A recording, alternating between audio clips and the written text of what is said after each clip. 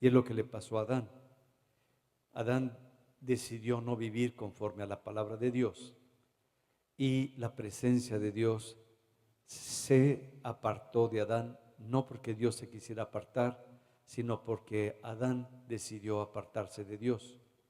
Por eso cuando Dios lo busca en el huerto, no sé si lo recuerdan, el que se esconde de la presencia de Dios es Adán. Lo que produce el pecado en nuestro corazón es no buscar las cosas de Dios, no querer las cosas de Dios, porque tomamos una postura.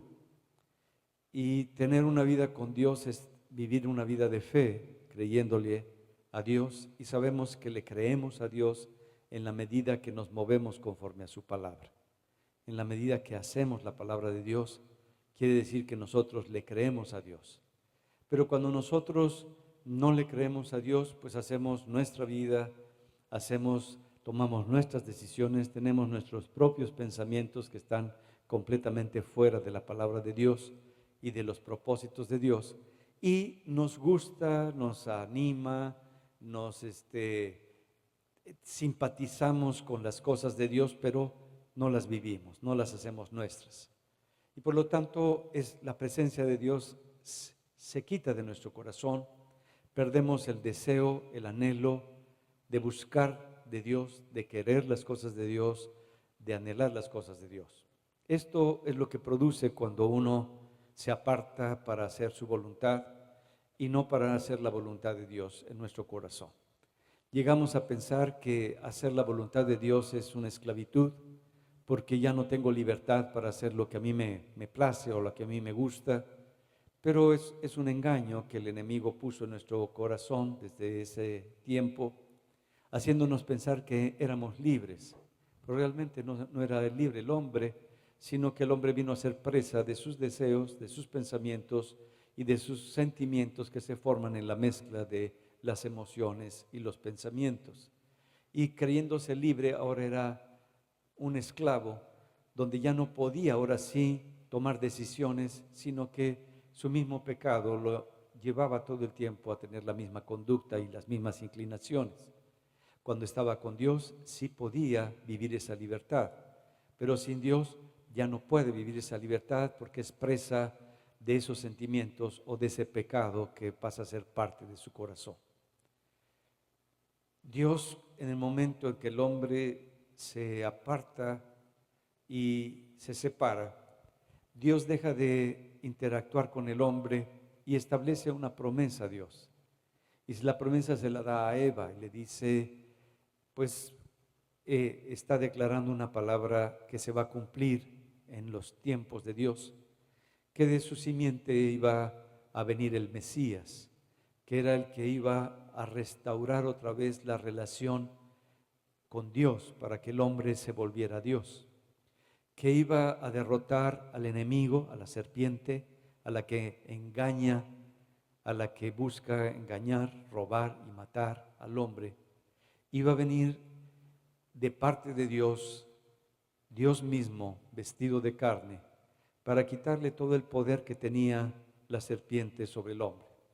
Y lo declara proféticamente, y por eso Eva rápidamente piensa que el hijo que va a tener es el que va a restaurar otra vez la relación con el hombre, pero el hijo que tiene, su primogénito, es Caín, y solamente se establece la manifestación de la decisión que ellos tomaron de separarse de Dios.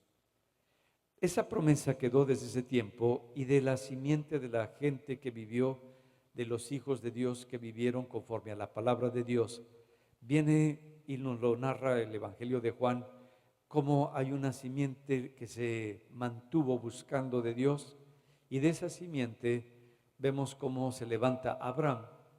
Y Abraham es un hombre que le cree a Dios en todo, que vive conforme a la palabra que Dios le da, y eso es un hijo de Dios. Cuando nosotros no solamente oímos la voz de Dios, porque mucha gente puede llegar a escuchar y a oír la voz de Dios, y es lo que le pasó a Adán. Adán decidió no vivir conforme a la palabra de Dios y la presencia de Dios se apartó de Adán, no porque Dios se quisiera apartar, sino porque Adán decidió apartarse de Dios. Por eso cuando Dios lo busca en el huerto, no sé si lo recuerdan, el que se esconde de la presencia de Dios es Adán. Lo que produce el pecado en nuestro corazón es no buscar las cosas de Dios, no querer las cosas de Dios, porque tomamos una postura. Y tener una vida con Dios es vivir una vida de fe, creyéndole a Dios, y sabemos que le creemos a Dios en la medida que nos movemos conforme a su palabra. En la medida que hacemos la palabra de Dios, quiere decir que nosotros le creemos a Dios. Pero cuando nosotros no le creemos a Dios, pues hacemos nuestra vida, tomamos nuestras decisiones, tenemos nuestros propios pensamientos que están completamente fuera de la palabra de Dios y de los propósitos de Dios, y nos gusta, nos anima, nos simpatizamos con las cosas de Dios, pero no las vivimos, no las hacemos nuestras. Y por lo tanto, la presencia de Dios se quita de nuestro corazón, perdemos el deseo, el anhelo de buscar de Dios, de querer las cosas de Dios, de anhelar las cosas de Dios. Esto es lo que produce cuando uno se aparta para hacer su voluntad y no para hacer la voluntad de Dios en nuestro corazón. Llegamos a pensar que hacer la voluntad de Dios es una esclavitud, porque ya no tengo libertad para hacer lo que a mí me place o lo que a mí me gusta, pero es un engaño que el enemigo puso en nuestro corazón desde ese tiempo, haciéndonos pensar que éramos libres, pero realmente no era libre el hombre, sino que el hombre vino a ser presa de sus deseos, de sus pensamientos y de sus sentimientos que se forman en la mezcla de las emociones y los pensamientos. Y creyéndose libre, ahora era un esclavo, donde ya no podía ahora sí tomar decisiones, sino que su mismo pecado lo llevaba todo el tiempo a tener la misma conducta y las mismas inclinaciones. Cuando estaba con Dios sí podía vivir esa libertad, pero sin Dios ya no puede vivir esa libertad porque es presa de esos sentimientos o de ese pecado que pasa a ser parte de su corazón. Dios, en el momento en que el hombre se aparta y se separa, Dios deja de interactuar con el hombre y establece una promesa a Dios. Y la promesa se la da a Eva y le dice, pues está declarando una palabra que se va a cumplir en los tiempos de Dios, que de su simiente iba a venir el Mesías, que era el que iba a restaurar otra vez la relación con Dios para que el hombre se volviera a Dios, que iba a derrotar al enemigo, a la serpiente, a la que engaña, a la que busca engañar, robar y matar al hombre. Iba a venir de parte de Dios, Dios mismo vestido de carne, para quitarle todo el poder que tenía la serpiente sobre el hombre. Y lo declara proféticamente, y por eso Eva rápidamente piensa que el hijo que va a tener es el que va a restaurar otra vez la relación con el hombre, pero el hijo que tiene, su primogénito, es Caín, y solamente se establece la manifestación de la decisión que ellos tomaron de separarse de Dios. Esa promesa quedó desde ese tiempo, y de la simiente de la gente que vivió, de los hijos de Dios que vivieron conforme a la palabra de Dios, viene y nos lo narra el Evangelio de Juan, cómo hay una simiente que se mantuvo buscando de Dios, y de esa simiente vemos cómo se levanta Abraham. Y Abraham es un hombre que le cree a Dios en todo, que vive conforme a la palabra que Dios le da, y eso es un hijo de Dios. Cuando nosotros no solamente oímos la voz de Dios, porque mucha gente puede llegar a escuchar y a oír la voz de Dios, pero el estar dispuesto a vivir conforme a esa palabra, se necesita tener una vida de fe. Y Abraham tenía ese corazón y esa vida de fe, y la fe se va fortaleciendo cada vez más y más en nuestro corazón, en la medida que nosotros actuamos conforme a la palabra de Dios. La fe no se fortalece por sí misma en el que tengas pensamientos de la palabra de Dios o que tengas sentimientos conforme a la palabra de Dios, sino que la fe se fortalece cuando tú actúas en contra de las condiciones que son siempre adversas y te mueves a pesar de la adversidad, de la problemática, conforme a la palabra que Dios te ha dado, y entonces Dios se revela, se manifiesta y tu fe se incrementa porque ves cómo Dios se está moviendo en tu vida. Esto es lo que pasaba en la vida de Abraham y vemos en la persona de Abraham cómo Dios levanta esa promesa de que iba a través del hijo de la fe, a través del hijo de Abraham, iba a venir una persona que iba a restaurar la relación con Dios, una relación para un pueblo, para una parte nada más de todo el mundo, y a través de Abraham se forma el pueblo de Israel. No es que existiera el pueblo de Israel, no existía ningún pueblo, sino que a través de este hombre de fe se levanta un pueblo y ese pueblo empieza a ser enseñado en esta fe para buscar a Dios y regresar su corazón a Dios. Vemos cómo el pueblo de Israel vivió siempre en mucha controversia, porque a veces vivían haciendo lo que decía la palabra de Dios y a veces vivían haciendo lo que a ellos les placía.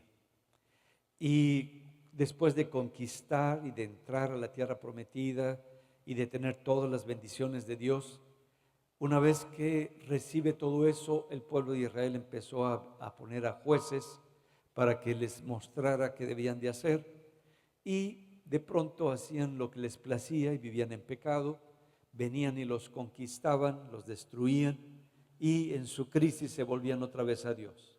Como que es algo parecido lo que muchas veces nos sucede a nosotros. Está muy bien nuestra vida, nos va con prosperidad, está el changarro, el negocio o la empresa funcionando a todo dar. Ay, qué bueno es Dios, y me olvido de Dios y empiezo a hacer las cosas a mi manera. Y Dios pues es algo que algún día lo voy a volver a hacer caso, pero pues ya recibí la bendición, la supuesta bendición de esa prosperidad, y me olvido que es Dios el que me dio todo. Y viene otra vez la crisis, viene el desequilibrio, viene la pobreza, viene la necesidad y no funciona el negocio, no funciona la empresa, se empieza a caer todo. Y tú como creyente sabes que te separaste de Dios, igual que el pueblo de Israel. Y otra vez se volvían a Dios con todo su corazón. ¿Verdad que nos da un anhelo de volvernos a Dios cuando estamos bien enfermos? O cuando estamos en problemas fuertes, o cuando tenemos grandes necesidades. No sé por qué nos sale una fe tremenda y queremos regresarnos a Dios. Así era el pueblo de Israel. Y Dios en su misericordia los volvía a levantar, los volvía a favorecer. Y una vez que tenían otra vez todo resuelto, otra vez al poco tiempo se volvían. Y era un ciclo de sube y baja, de inestabilidad, la vida del pueblo de Israel. Vemos cómo levanta Dios reyes y cómo conserva Dios, cómo se dividen todas las tribus, cómo quedan dos que van a buscar a Dios. Y después vemos ya al final, antes de que venga el cumplimiento de la promesa, vemos cómo Dios empieza en un silencio completo. Ya no habla con su pueblo, ya no hay profeta que se levante, ya no hay dirección para establecer una relación con Dios para con su pueblo. Y en ese tiempo de silencio de Dios, en ese tiempo donde todo su pueblo se va nada más a la religiosidad, al cumplimiento de normas, de formas, de todo, uno piensa que ya se olvidó Dios de su pueblo, pero Dios está preparando el corazón no solamente de su pueblo, sino de todas las naciones para que todos pudiéramos volvernos a Él. Y es cuando va a cumplirse la promesa de la venida del Mesías. La venida del Mesías quiere decir la venida de Jesucristo, y la venida de Cristo es la venida de Dios, porque Cristo es Dios, y es la venida de Dios para con nosotros, para con el hombre, y como otra vez Dios mismo se va a revelar, se va a mostrar, nos va a enseñar el camino, Dios vestido de carne, para que nosotros podamos aprender cómo tener y cómo cuidar una relación con Dios. Y hoy quiero platicar un poquito y hablar un poquito, ministrar un poquito de esta venida del Mesías y la importancia que tiene.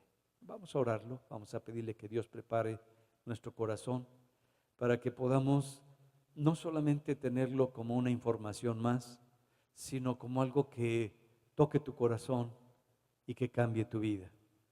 Algo que te rompa los esquemas con los cuales has vivido durante todo este tiempo y pueda Dios ser una verdad para ti, una realidad para ti, y lo que te mueva sea esta presencia que nada más puede estar en el corazón. Porque no hay ningún otro lugar con tanta dignidad que el corazón que Dios te ha dado para que pueda Dios volver a ser parte de tu corazón y de tu vida. Padre, te necesitamos y te anhelamos. Y con nuestro corazón vemos la necesidad, porque tú nos hiciste con un corazón para ti. Y sabemos que nuestro espíritu te anhela y desea vivir en tu presencia. Ayúdanos, Señor, para que tu palabra, que es vida y es espíritu, pueda remover las cosas que están mal en mi corazón y puedan dar esa luz para que sea iluminado mi corazón y pueda recibir a Jesucristo y tu espíritu more en mí todos los días de mi vida. Padre, que mi fe pueda estar cada día sostenida en tu palabra para moverme no conforme a mis deseos, ni usar la fe para resolver mis necesidades, sino usar esta fe tan grande para que tú seas Señor sobre mi corazón y deje de ver que yo soy la persona más importante para darte el primer lugar y verte a ti como lo más importante y a la gente que vive a mi alrededor, que son mi prójimo, como las personas más importantes y más significativas. Te doy gracias por esta oportunidad y por este privilegio de acercarme a ti. Que tu palabra sea revelada a mi corazón de tal manera que yo pueda vivir en ella y pueda vivir por ella. Te lo pido, Padre, y te doy gracias en el nombre de Cristo. Amén. Dios va a tener una relación ahora no solamente con un pueblo escogido, va a romper todos los esquemas y todo lo que el pueblo de Israel consideraba que se merecía. Ahora la presencia de Dios ya no va a estar sobre Israel, sino sobre todos aquellos que crean en Jesucristo, en el Mesías. Dios ahora va a participar muy de cerca con el hombre. Viene el cumplimiento de los tiempos, donde Dios se va a revelar a través de Jesucristo. Y empiezan a ocurrir una serie de acontecimientos. Y son importantes los acontecimientos que nos narra el Evangelio de Lucas con la venida de Jesucristo. Nos dice que Dios escoge, antes de que vaya a venir la promesa del Mesías, Dios escoge a una pareja, a Zacarías y a Elizabeth. Y los escoge a esta pareja porque algo tenían en común, que podían vivir y que podían moverse conforme a la palabra que Dios les daba. Ellos le creían a Dios. Dice en el Evangelio de Lucas, en el capítulo 1, en el verso 6, ambos eran justos delante de Dios y andaban irreprensibles en todos los mandamientos y ordenanzas del Señor. Era una pareja que tenían una fe no fingida, sino que creían completamente en lo que decía la palabra de Dios. Y nos dice que no solamente creían en la palabra, sino que se movían conforme a la palabra, y lo que Dios les ordenaba, ellos lo hacían, estaban dispuestos a hacerlo. Entonces Dios, para introducir un cambio, necesita siempre de la persona, del corazón, si va a introducirse en el hombre, que haya un corazón que le cree y que vive conforme a su palabra. Y cuando encuentra esta pareja, que es una pareja que ha deseado por mucho tiempo tener un hijo y no lo han podido tener, Dios está preparando el corazón de ellos para que Dios se revele en la vida de cada uno de ellos. Ellos ya es gente de edad avanzada, no son unos jovencitos. Y tenía otra característica: Elizabeth era una mujer estéril. Y cómo Dios empieza a buscar a lo imposible, lo que no puede manifestar algo por sus propias fuerzas. Dios nos va enseñando que no necesita gente que tenga las cualidades, las habilidades o la posibilidad, sino que es Dios el que va a hacer la obra a través de nosotros. Que no somos nosotros, que no necesita de nuestras buenas cualidades o de nuestros mejores deseos. Yo no sé si entendamos este concepto, pero muchas veces cuando nosotros vamos a orar por un enfermo o por una necesidad, estamos y hacemos empatía con la persona. Y nos duele la enfermedad, nos duele la necesidad, nos duele el problema por el cual está atravesando la persona. Y nosotros quisiéramos con nuestra fe y con nuestro deseo y con nuestro anhelo el sanar a esa persona y bendecir a esa persona y sacarla de esa condición a la persona. Pero no hemos entendido lo que Dios dice: no es con tus fuerzas, no es con tu buena voluntad, no es con tus mejores deseos, no eres tú el que vas a hacer la obra, sino la obra la va a hacer Cristo, la obra la va a hacer Dios, no eres tú. Tu fe, cuando tú vas a orar, debe ser puesta en Jesucristo, no en ti. Muchas veces nosotros, cuando vamos a orar por un enfermo, estamos bien cacheteados. No sé si les ha pasado, que van a orar por alguien y tú estás más amolado que el que vas a orar. O vas a orar por un enfermo y tú estás que te tiras en la cama. Y tú dices, pues ¿cómo voy a orar si yo estoy padeciendo de lo mismo? Yo necesito que a lo mejor el enfermo ore por mí para que yo sea sanado. ¿A cuántos les ha pasado eso? ¿A poco no es a todo dar? Y viene la persona y dice, quiero que ores por mí. Y tú por dentro dices, si tú supieras en cómo ando y cómo me siento. Pero cuando tú conoces de Dios y tú sabes cómo es el corazón de Dios, tú no te ves a ti mismo, porque tú no lo vas a sanar, porque tú no lo vas a levantar. Cuando yo oro por un enfermo, por una necesidad, trato de quitarme yo. Sí, que no quisiera yo darle a esa persona para bendecirla, pero yo sé que no está en mí. Yo sé que yo no saco energía ni nada de eso. Yo sé que mi fe la pongo en Jesucristo. Y cuando estoy orando digo, Jesús, mi Señor, tú eres el que haces la obra. Tú eres no nada más mi sanador, no nada más mi salvador, tú eres mi Dios. Y tú eres el que sanas a los enfermos. Y conforme a tu palabra se establece la sanidad.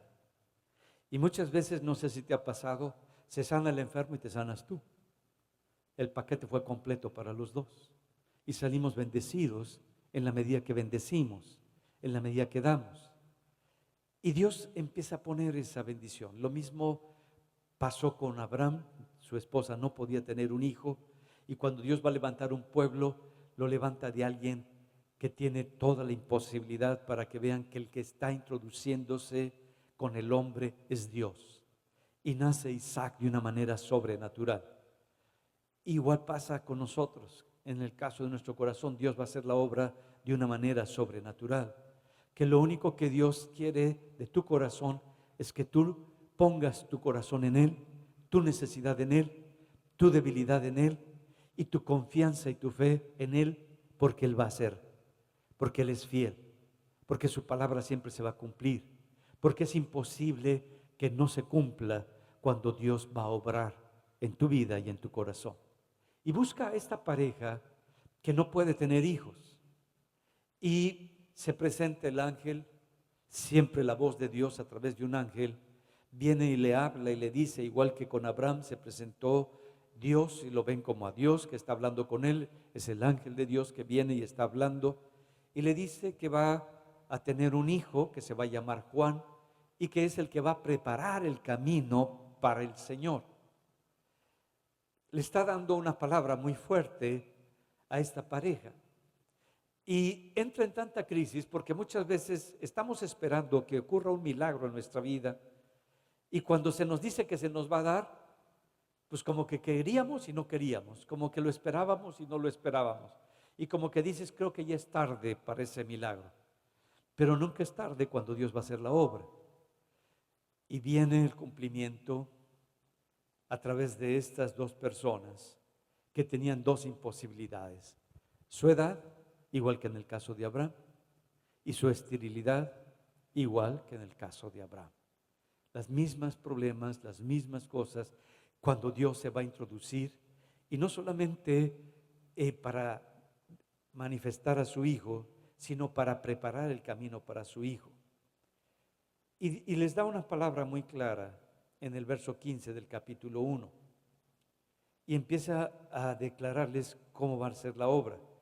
Porque será grande delante de Dios. No beberá vino ni sidra, y será lleno del Espíritu Santo, aún desde el vientre de su madre. Y hará que muchos de los hijos de Israel se conviertan al Señor de ellos. Está hablando y está declarando el ángel lo que va a suceder con Juan. Y le dice, este hijo que les nace de mí, de algo sobrenatural, va a ser un hombre que se va a dedicar para preparar su corazón y su vida para que Cristo venga. Y aun cuando esté en el vientre de su madre, va a recibir al Espíritu Santo. Muchos de nosotros hemos recibido el Espíritu Santo, hemos disfrutado de la presencia del Espíritu Santo, pero ya cuando somos grandes. Algunos en su juventud, otros en su edad adulta y otros en su tercera edad. La tercera edad, como bien dice mi suegro, es de los 90 a los 120, la segunda edad de los 60 a los 90 y la primera edad de chamacos es de 0 a 60. Así que yo estoy en la segunda edad y todos los demás son puros chamacos.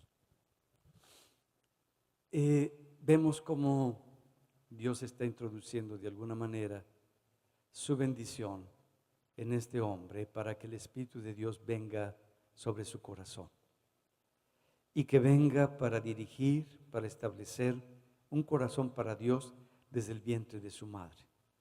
Y lo vemos, lo hemos leído en la Biblia, como cuando llega María, que había concebido a Jesús, que lo vamos a ver más adelante, cuando habla con Elizabeth, al hablar María y preguntar por ella, el niño en el vientre salta, se le mueve, porque recibió al Espíritu de Dios en el vientre de Elizabeth. Vemos cómo se van cumpliendo toda la palabra profética, pero para que se cumpla ahora la bendición de que venga Dios y se vista de carne y esté entre nosotros, dice en el capítulo 1 que estamos considerando en el verso 27, que a una virgen desposada con un varón que se llama José de la casa de David, y el nombre de la virgen era María. Vemos dos cualidades y vemos cómo es el corazón de Dios y cómo es el sentir de Dios para con el hombre. Dios buscaba para que su Hijo viniera entre nosotros a una mujer que fuera virgen.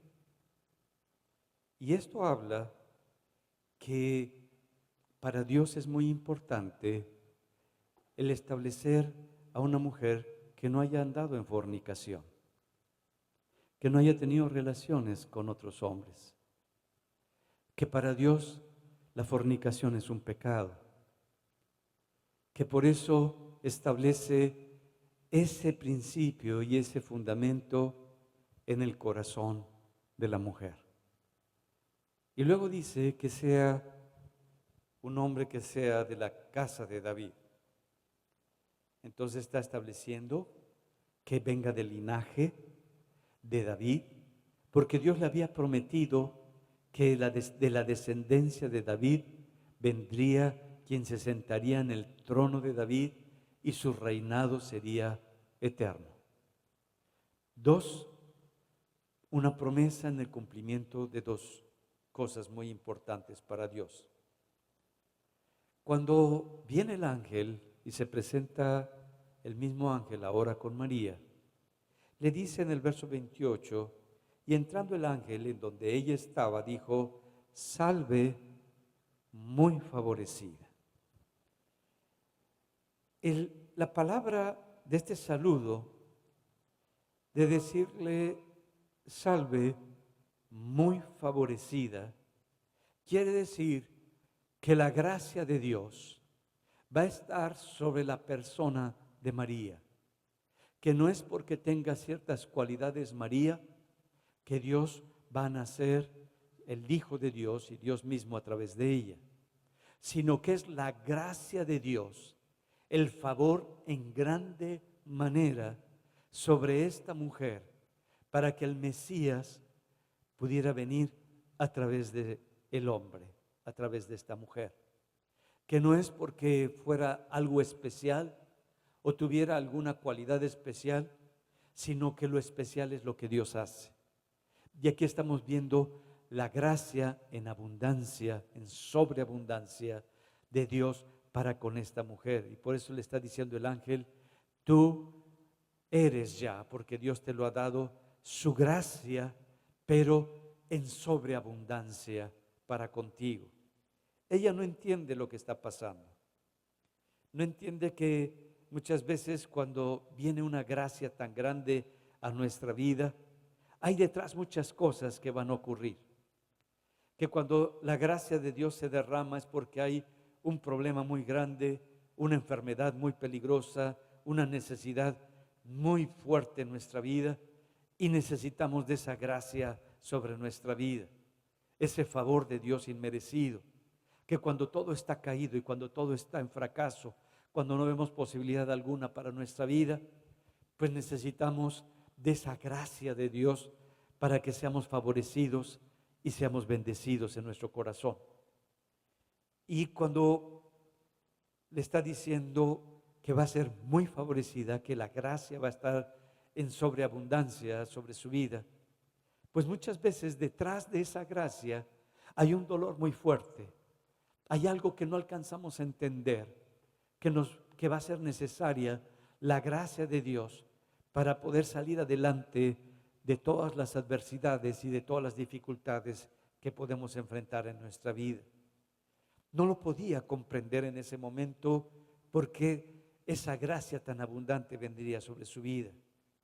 Pero María tenía temor en su corazón, porque sabía y conocía que cuando la gracia de Dios se manifestaba, había algo detrás. Y le da miedo. Y le dice: y ahora concebirás en tu vientre. Se entra en un temor de esas palabras, pero esa gracia le quita ese miedo, porque si Dios te da algo, es para que Él se glorifique en tu vida y en tu corazón. No es para que tú seas destruido, sino para que tu corazón sea fortalecido mucho más allá de lo que tú esperabas y de lo que estaba ocurriendo en ti. Y le dice el ángel: y ahora concebirás en tu vientre y darás a luz un hijo, y llamarás su nombre Jesús. Él será grande y será llamado Hijo del Altísimo. Y el Señor Dios le dará el trono de David, su padre, y reinará sobre la casa de Jacob para siempre, y su reino no tendrá fin. Pone varias verdades aquí. Su nombre será Jesús, se le llamará Jesús. En hebreo quiere decir el Salvador. El nombre de Dios con nosotros es el Salvador de tu alma, de tus pecados, de tu condición. Y le dice que con dignidad y con la grandeza de Dios y el poder de Dios es como se va a mover. ¿Qué es moverse con dignidad? Cuando tú no vacilas en lo que tú eres, cuando tú no dudas de la posición que se te ha dado, cuando tú te mueves en esa verdad de lo que la palabra de Dios dice acerca de ti, es que tú estás viviendo de acorde a esa verdad en tu corazón y en tu mente, y eres digno de esa palabra en tu vida. Que Jesús viviera con dignidad quiere decir que viviera con esa seguridad, convicción y verdad en su corazón para glorificar a Dios, y Dios fuera glorificado. Le dice que será grande. La palabra grandeza quiere decir que va a reflejar la gloria de Dios, que va a mostrarnos a nosotros cómo es el corazón de Dios, que va a enseñarnos cuál es la verdadera naturaleza del Padre, que a través de su vida, de su obra, vamos a conocer al Padre. En eso consiste la grandeza. Una persona es grande cuando ha adquirido cierto conocimiento en cierta área y lo ha asimilado, y él ha desarrollado con ese conocimiento grandes cambios en la sociedad, o grandes cambios en la ciencia, o grandes cambios en alguna necesidad que se presentó, y es una persona grande. Y muchas veces las personas que han alcanzado esa grandeza nos gusta aprender de ellas, recibir de ellas, porque ya trazaron un camino, ya resolvieron ciertos problemas, ciertas necesidades. Y él dice, esta grandeza estará por arriba de todos los hombres, que cualquier hombre, por muy grande que haya sido, vendría y se sentaría a los pies de Jesús, y Jesucristo, con palabras tan sencillas, pero tan claras y tan profundas, ubicaría su corazón y ubicaría su vida. Eso es la grandeza de Dios, que cuando tú estás buscando de Dios y estás buscando una solución para tu corazón y para tu vida, muchas veces viene Dios y te da una palabra muy sencilla, muy simple, pero esa palabra fue suficiente para abrir todas las cosas que habían cerrado tu corazón, todas las crisis que habías pasado y que estás por quebrarte o derrumbarte. Esa palabra vuelve otra vez a levantarte y a transformar tu vida y tu corazón. Esa es la grandeza de Dios. No solo la grandeza es por las palabras, sino por el poder que iban a tener esas palabras para entrar al corazón de cada uno de nosotros, con una verdad que transformaría la vida de las personas. Cuando nosotros, para entender este concepto, estudiamos durante toda nuestra vida música y vamos a la mejor instituto para aprender de música, y ven que tenemos los dones, la habilidad para ser músicos, nos empiezan a perfeccionar y empezamos a crecer y tenemos toda la teoría, tenemos toda la habilidad, pero ese conocimiento, esa teoría, pues es muy buena, pero no sirve para grandes cosas hasta que nosotros no la ponemos al servicio de la gente. Cuando ese joven o esa persona, después de tantos años de estudio, ahora lo va a expresar a través de un concierto, ya no es la música ni la teoría, si ya no es la expresión de lo que esa teoría y esa música formó en él. Y eso que formó en él, ahora lo expresa, y la gente vemos que ahora no es un concepto, una teoría, es esa virtud que está saliendo de él, esa habilidad que está saliendo de él, que no solamente era conocimiento, sino que se hizo parte de él y que la puede expresar.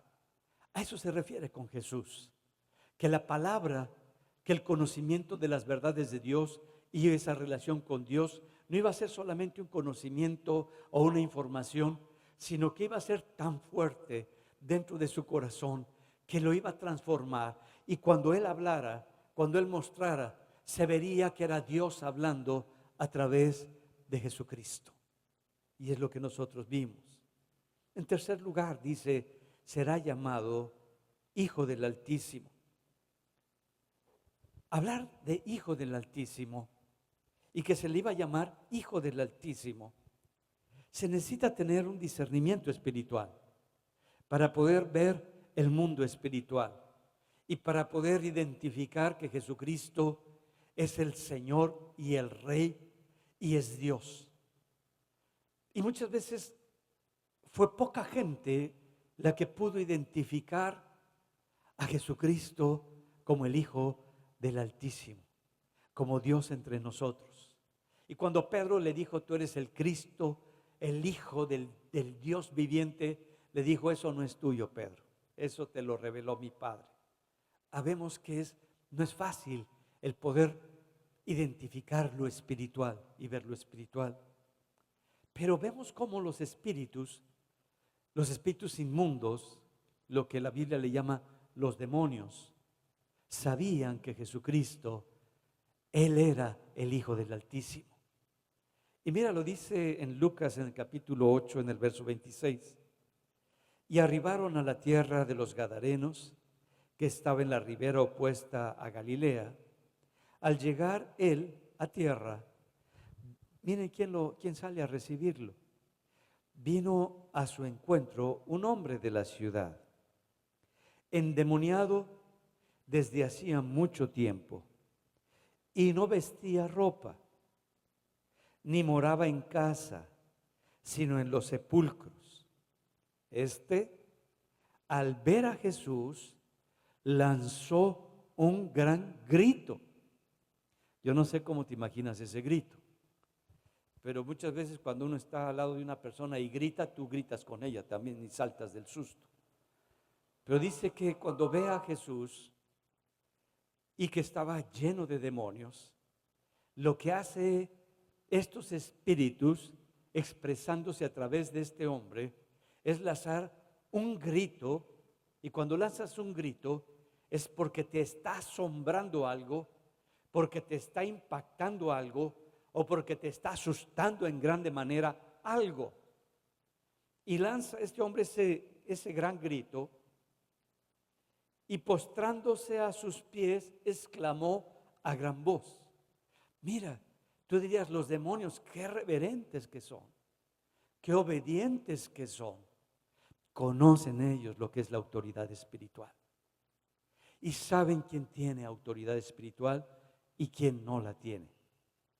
Y cuando una persona ves que los demonios se están postrando ante el que acaba de llegar, después de ese grito, la actitud que tiene es reconocer que Jesucristo es algo, que Jesucristo tiene algo. Y es lo que están haciendo.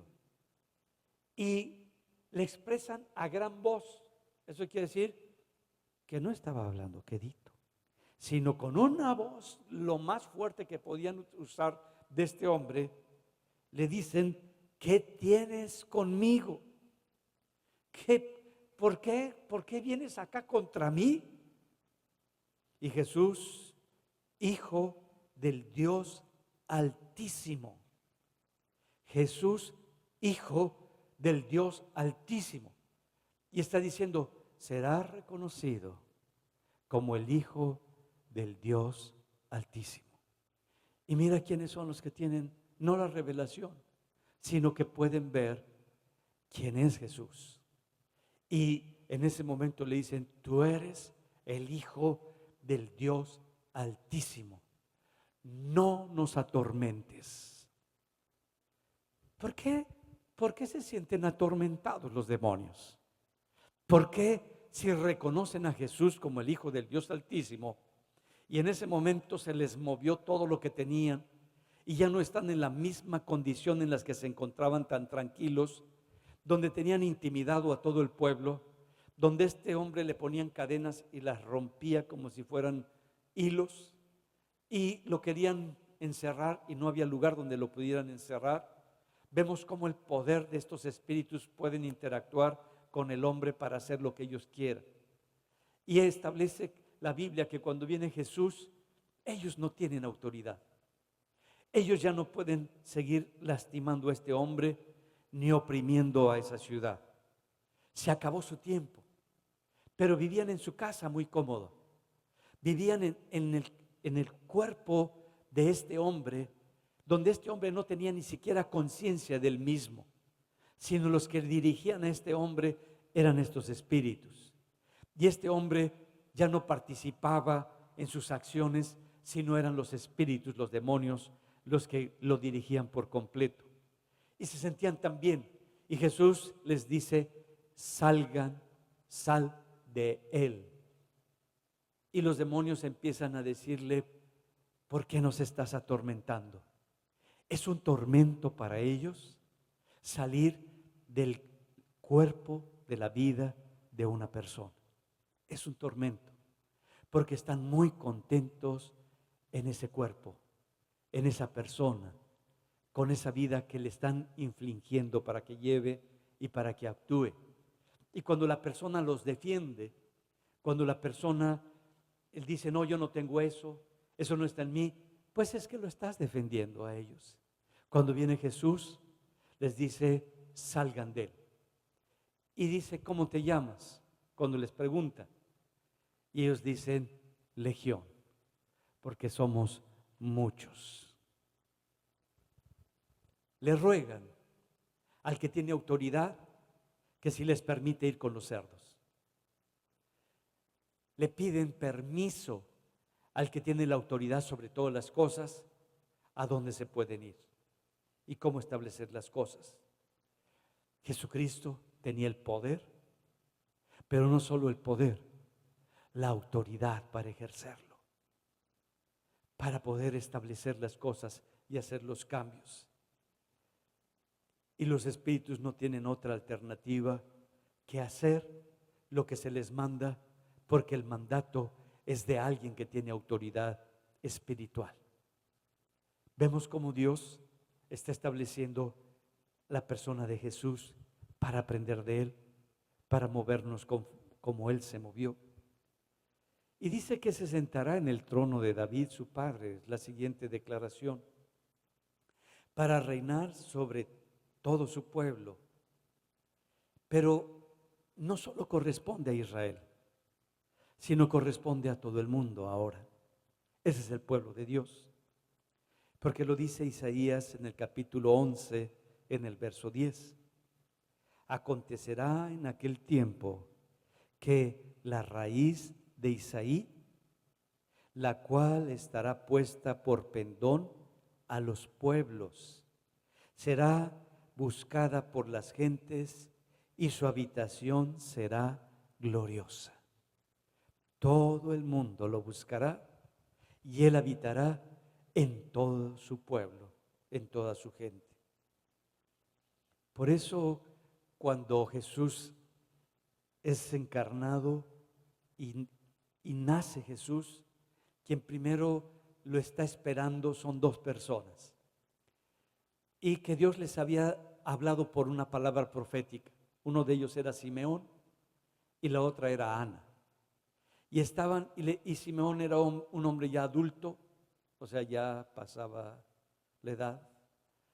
De la segunda edad ya estaba en la tercera edad.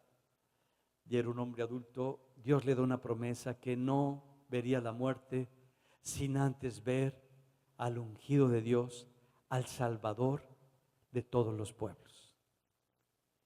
Y vemos como dice Lucas en el capítulo 2, en el verso 32, cuando Simeón lo toma en sus brazos y lo levanta, dice: luz para revelación a los gentiles. Esta es la luz, porque el gentil vivía en tinieblas. Tú y yo, sin Cristo, vivimos en tinieblas, en la oscuridad. No vemos la obra de Dios, no vemos la manifestación de Dios, no entendemos la palabra de Dios en el corazón, solamente en la cabeza.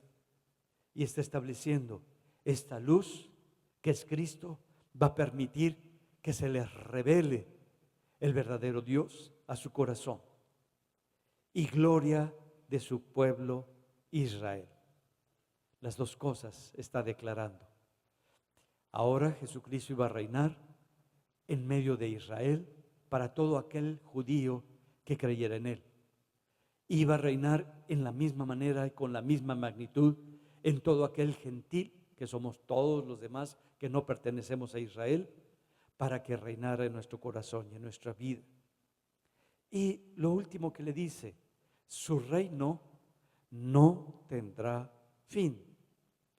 Eso está estableciendo que desde el momento en el que Jesucristo iba a nacer, iba a ser levantado como Rey y como Señor, que iba a morir en la cruz por nuestros pecados, pero que iba a ser levantado de los muertos para reinar y gobernar sobre todas las naciones.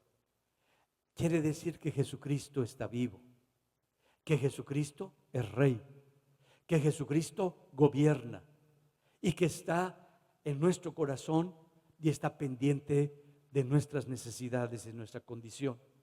Que nosotros podemos entrar a su reino, al reino de Dios, porque Cristo es Dios.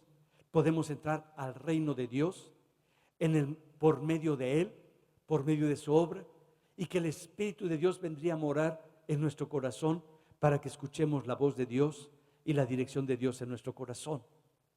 Que tú tienes acceso al reino de los cielos por medio de Jesucristo, donde hemos decidido someter nuestros pensamientos, nuestras emociones, nuestras necesidades por abajo de la palabra de Dios, donde lo más importante ya no soy yo, sino que Jesucristo se gloríe en mí. Ya no es lo que a mí me dicen o lo que a mí me lastima, sino lo que Cristo quiere hacer en mi corazón y en mi vida. Ya para mí lo más importante no es mi gran proyecto o mis grandes logros, sino que Cristo sea visto y reconocido por todos. Y es cuando nosotros menguamos y el Señor empieza a tomar el primer lugar en nuestro corazón. ¿Por qué haces esto? ¿Por qué luchas tanto y por qué trabajas tanto por esa obra? Porque no es mía, porque es Cristo el Señor. Porque lo que quiero es que Él sea glorificado, que Él sea el Señor de nuestro corazón y del corazón de todos aquellos que no lo conocen. Y es cuando damos nosotros el corazón. Por eso, así como en el reino, un reino, alguien gobierna. En el caso de Europa hemos visto de la habilidad que tienen los alemanes. A mí me impacta cómo los alemanes, después de la Segunda Guerra Mundial, quedó completamente destruida, dividida Alemania, en un fracaso total, en una regulación que le dieron los norteamericanos y los rusos, hicieron de ellos una división de familias, de ruptura. Pero ahora vemos en el siglo XXI que se vuelve a levantar un país que estaba hecho pedazos, que es un país donde Angela Merkel está dirigiendo a esa nación y ha levantado por completo a toda la estructura de la nación y la está poniendo por arriba de toda Europa, haciendo de Europa una unidad para hacer un mer común con una sola moneda. Introdujo el concepto del euro, le juntó a muchos pueblos, se unieron todos los pueblos y entraron a ese gobierno, a ese reino.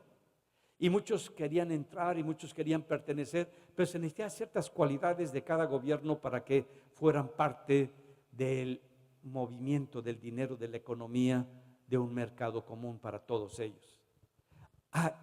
En el reino de Jesucristo es una misma economía, es un mismo gobierno, es un mismo reino y es uno solo el Señor. Y es Jesucristo. Y es lo que va estableciendo para con nosotros. Que cuando tú entras a ese reino, todas las cosas están en común. Y todas las cosas es para el bien de todos. Y todo es para la bendición de cada uno de nosotros. María, cuando recibe esta palabra profética que se cumplió en la vida de Jesucristo, le hace una pregunta al ángel. ¿Cómo será esto? ¿Cómo es que yo voy a ser embarazada? ¿Y cómo va a ser que yo tenga un hijo? No lo entiendo porque no he conocido varón. Es decir, no he tenido nunca una relación sexual. Y es una pregunta que muchas veces nos hacemos. ¿Cómo es posible que Jesucristo haya nacido si no hubo una relación sexual? ¿Cómo es que haya nacido un hombre, una persona? Y mucha gente no acepta a Jesucristo como Dios y como Hijo de Dios y como un nacimiento virginal, como fue el caso de Jesús, porque rompe sus esquemas, porque rompe los esquemas de la genética que conocemos, los esquemas del nacimiento que conocemos, lo que conocemos hasta ahora de cómo se maneja la biología molecular, nos rompe todos esos esquemas. Y el ángel le dice muy sencillo a María cómo va a ser ese proceso, cómo va a ocurrir eso. Le dice en el verso 35, respondiendo el ángel le dijo: el Espíritu Santo vendrá sobre ti y el poder del Altísimo te cubrirá con su sombra, por lo cual también el santo ser que nacerá será llamado Hijo de Dios. ¿Cómo un ser humano puede ser divino? ¿Cómo puede ocurrir esto en la vida de un hombre? ¿Cómo puede ser hijo de Dios y también hijo del hombre? Le dice: esto es la obra de Dios. Esta es la obra del Espíritu de Dios, que va a venir sobre el corazón, sobre la vida, tu vida. Y le pone muy claro: el Espíritu Santo va a venir sobre ti, que la concepción que vas a tener y tú vas a concebir, por lo que el Espíritu Santo va a poner en ti para que se forme ese ser que será llamado el Hijo de Dios. Por lo tanto, ese niño va a tener un nacimiento virginal. Y no es algo para que ponga mucha fe, es algo para que yo lo viva, yo lo crea y yo me mueva. Y es como cuando vemos cosas que salen fuera de nuestra capacidad. ¿Cómo le hace Dios para sanar a una persona que tiene cáncer? ¿Cómo le hace Dios para sanar a un ciego? ¿Cómo le hace Dios para sanar a un paralítico? ¿Cómo le hace Dios para sanar a un sordomudo o a un sordo? Cuando he tenido el privilegio y la oportunidad por orar por la gente, pues no lo entiendo. Y así como la persona se asombra cuando oye que no había oído, yo también me asombro y digo: wow, Dios mío, es impresionante lo que haces. Y nunca le he preguntado: ay, Señor, te tengo una pregunta, ¿y cómo le hiciste? ¿Qué hiciste allá dentro en su cerebro? ¿O qué hiciste allá? Pues que no voy a entender. No, pues voy a decir: pues mi espíritu lo sanó, pues mi espíritu lo levantó, pues mi espíritu le quitó el cáncer, pues mi espíritu le quitó esto. Señor, pero ya no haces esas preguntas tan sonzas. Nada más sabes que lo hizo. Y eso es suficiente para mí. ¿Qué me interesa? Como si tú tienes cáncer y eres sanado de cáncer, tú vas a decir: no lo recibo hasta que no entienda. ¿Qué te importa si entiendes o no entiendes? Tú estás que te revuelcas de la alegría. Y a veces como que nos cuesta trabajo aceptar la grandeza del poder de Dios. Y el hecho de que haya nacido de una virgen nos habla de la obra de un Dios poderoso, de una encarnación de Dios para con el hombre, de una resurrección de Dios por el Espíritu, para que nosotros vivamos siempre por el Espíritu de Dios y nos movamos con el Espíritu de Dios, que es el que hace la obra en nosotros y nos transforma, para que dejes de limitar a Dios porque no te da la razón, porque no te da la capacidad. Y muchas veces somos muy soberbios y muy orgullosos.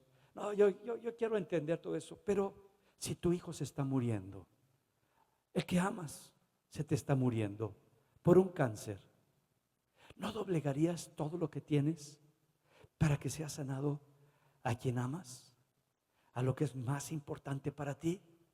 ¿No agarrarías tus ideas y tu gran conocimiento y lo echarías al bote de la basura porque te estorba para recibir algo de parte de Dios? Yo sí lo he hecho y sí lo haría, y digo: Señor, tú estás por arriba de mi intelecto, tú estás por arriba de mis capacidades, tú estás por arriba de mis limitaciones, porque tú eres Dios y yo te recibo y yo te acepto como mi Dios.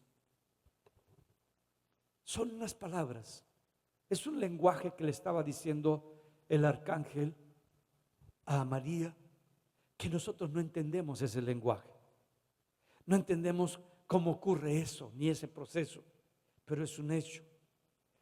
Toda la plenitud divina ahora va a habitar en forma corporal en la persona de Cristo, como lo dice Colosenses 2:9.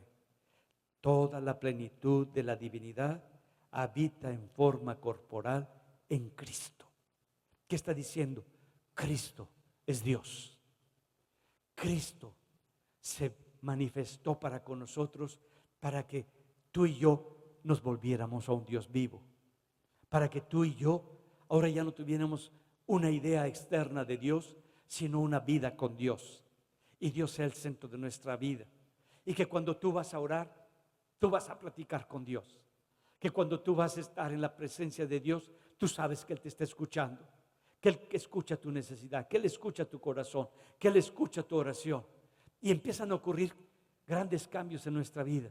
Y si somos humildes en el corazón, y si somos respetuosos para lo que Dios está haciendo, le decimos a Dios: gracias, gracias Señor, gracias por esto, gracias por aquello.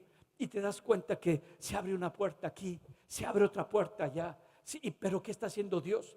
Lo importante no son las puertas que se abren, sino se está abriendo la puerta de tu corazón, para que tú tengas a Cristo en tu corazón, y ahora Él viva en ti, Él se mueva en ti y sea el Señor sobre tu vida. Lo importante no es el milagro, lo importante no es conocer las maravillas, sino conocer los caminos de Dios. Y los caminos de Dios se conocen en el corazón, y Dios se va revelando a tu corazón para que tú camines con Él, para que tú te muevas con Él, para que escuches la voz de Dios y te goces con Él y vivas en plenitud. No es el dinero lo que nos enriquece, es la presencia de Cristo lo que nos enriquece. No es el ir a comer a un restaurante el más sabroso, sino con quién vas a comer a ese lugar. Y no es la comida lo delicioso. Yo le he comentado, a mí me gusta mucho ir a comer con mi esposa. ¿Cómo la disfruto? Come con tanto gusto, disfruta la comida. Y le digo: mira, ya por verte comer y cómo disfrutas lo que te gusta, yo ya me satisfice de la comida, me siento hasta lleno. Ay, es tan delicioso, es tan rico. Comer con Dios, hablar con Dios, verlo como Él está haciendo las cosas en tu vida, es disfrutar de esta su presencia en tu corazón, y te cambia todo. Estabas deprimido, estabas angustiado, te levantas con un corazón diferente, te levantas diferente. Tú dices: esto lo está haciendo mi Dios para Él glorificarse, porque yo no puedo creer en un Dios que me vaya a oprimir y aplastar. Él se va a glorificar, Él va a glorificar su nombre, y Él me va a enseñar que está por arriba de mi condición, de mis debilidades, de mis flaquezas, porque Él quiere ser Dios para conmigo. Y te empieza a cambiar tu carácter, y ahora eres una persona que ya no está centrada en ti, sino que está centrada en Él. Ya no eres tan importante tú, sino es el importante Él y la gente que te rodea. Y empieza una transformación en tu vida y en tu corazón. Y por eso María le dice al ángel: he aquí tienes a la sierva del Señor. Contestó María: que Él haga conmigo como me has dicho. Con esto el ángel la dejó. Dice: me pongo ante esa palabra no como la digna de grandes cosas, sino que reconozco lo que Dios está diciendo, y mi postura es de servicio, de siervo. Y que como siervo es como el esclavo, como la persona que ya su yo no es importante. Le está diciendo: haz conmigo, que se ocurra conmigo como a Él le plazca. Yo recibo esa palabra, yo recibo esa bendición, y que esa bendición y esa palabra haga conmigo lo que Dios quiere hacer. Estamos celebrando en este tiempo la venida de Cristo, la entrada de Dios otra vez para con el hombre. Estamos viendo en su palabra cómo Jesucristo es Dios. Cuando te pregunten: ¿quién es Cristo para ti? Para mí es mi Dios. Eso es Cristo. Es lo que nos está enseñando. Él es Dios. Su palabra es la palabra de Dios para conmigo. Sus enseñanzas son las enseñanzas de Dios para conmigo. Sus caminos son mis caminos. Su verdad es mi verdad. Y ahora tenemos una invitación. Si lo vas a aceptar en tu corazón, para que sea el centro de tu vida, para que Dios haga a través de Cristo lo que Él quiera, porque te pusiste en una posición de siervo. Y cuando eres siervo, el siervo, ¿cuántas veces opina el siervo lo que le va a hacer a su amo? Nunca. ¿Cuándo le dice el siervo, oye, te voy a hacer un caldito de frijoles? Ni se atreve, porque es siervo. Sino le dice, ¿qué quiere mi Señor que yo le haga? ¿En qué puedo servirle? Y el siervo ve las necesidades antes de que se presenten, para que su Señor no tenga que padecer por ellas ni le tenga que señalar. Ese es el corazón de siervo. Y es el corazón que tú y yo requerimos para que Dios haga con nosotros lo que Él quiera en Cristo Jesús y sea glorificado en nuestra vida, en nuestras necesidades. Yo sé que eso es lo que anhelamos en nuestro corazón. Yo sé que muchas veces ya estamos cansados de nosotros mismos, de nuestras tendencias, de nuestros pensamientos torcidos, de nuestros errores, de tantas cosas y tantas barbaridades. Pero es la oportunidad de tener un lugar para ser uno que sirve. Si quieres colocarte en esa posición, pero entiéndelo bien, de siervo, para con Dios, para lo que Él te diga, y donde Él te quiera colocar y donde Él te quiera usar, y como Él te quiera usar, ¿estás dispuesto a hacerlo? Si te dice, pues te vas, te escogí para lavar baños. Ah, Señor mío y Dios mío, ahí no se encuentra la santidad. Manda algún endemoniado para que haga eso. No, no es así. Dios nos usa a todos y somos siervos unos de otros. Yo soy su siervo de ustedes, porque ese es lo que he escogido, servirlos a ustedes. Y es el corazón de Jesús, ser el que los sirve y hacer lo mejor que puedo para servirlos, para servir su corazón y para bendecir su vida. Que ese sentir ponga al Señor en cada uno de nosotros, porque a veces somos siervos con pequeñas excepciones. Sí, Señor, soy tu siervo, pero con ese, no, Señor. Ese que lo atienda cualquier otro, pero ese, Señor, ya sabes cómo es, ya sabes cómo habla, ya sabes cómo se le paran los demonios. Con ese, Señor, no, Señor, no me castigues. O eres siervo o qué eres, o estamos para que Dios haga la obra en nosotros o no. ¿Estás dispuesto a que Dios quiebre tus estructuras o que siga siendo el mismo chango, dando maromas nada más, sin tener un propósito en tu vida? Yo quisiera animarte.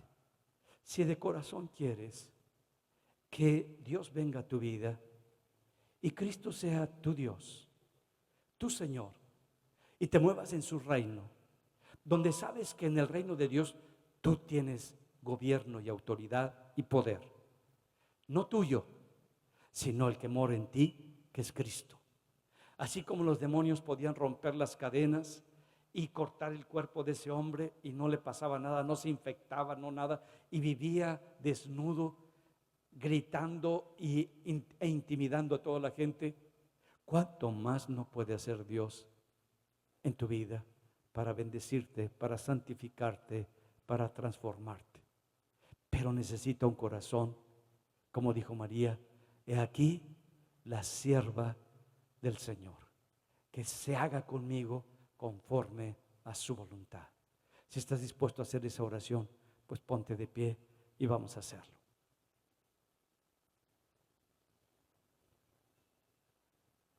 Una Navidad diferente, una Navidad donde el más importante es Jesucristo, para un cambio de vida, para una transformación en tu vida, donde lo que te va a mover es la palabra de Dios, los planes de Dios, el propósito de Dios. Y el que menos se va a ver, ¿quién crees que es? Pues tú que estás re feo. Los que menos se van a ver somos nosotros. Yo. Porque entre más me veo, más feo me veo. Y entre menos me veo, más se ve Jesucristo en mi vida. ¿Me entienden? Y la gente lo que busca no es a tu persona. La gente lo que busca es a Cristo en tu corazón, a través de ti. Que tienes palabras de vida, que tienes fe en tu corazón, que tienes convicción en tu corazón, que Dios es Señor sobre todas las cosas que te mueven. Y se recibe cuando tienes un corazón de siervo. Y vamos a decírselo. Padre, te doy gracias. Así como veo a María, así me veo yo, muy favorecido, con la gracia del cielo sobre mi corazón y sobre mi vida, porque tu infinito amor se ha manifestado para conmigo en esta palabra que tú me has dado, para que yo prepare todo mi ser, para que Cristo sea formado en mí y tú seas manifestado en mis pensamientos, en mis sentimientos, y mis emociones tengan dirección correcta y mi vida sea transformada por tu palabra. Que tu palabra, que es vida y que es espíritu, sea la fortaleza que dirija mi corazón. Yo doblego hoy todo lo que soy, todo lo que tengo, todo lo que está en mí, lo pongo en tus manos. Y te pido, Padre, que se haga en mí y conmigo conforme a tu voluntad, porque quiero vivir como el siervo del Señor, donde su reino es para que la gloria tuya sea expresada y la gente te conozca y sepa del Dios vivo y grandioso que mora en mi corazón. Te doy gracias porque sé que has escuchado mi oración y has escuchado a mi corazón. Y yo lo recibo el día de hoy para que tú seas glorificado todos los días de mi vida. En el nombre de Jesús. Amén. Amén. Gloria sea a Dios. Gloria sea a Dios. Que ese aplauso sea agradecimiento de lo que tú recibiste hoy, de tu entrega, de tu amor para con Él, de que Él es sobre todas las cosas, sobre todas las necesidades, sobre toda la pobreza, sobre toda la enfermedad. Es y será tu Dios y tu Rey. A Él sea la gloria.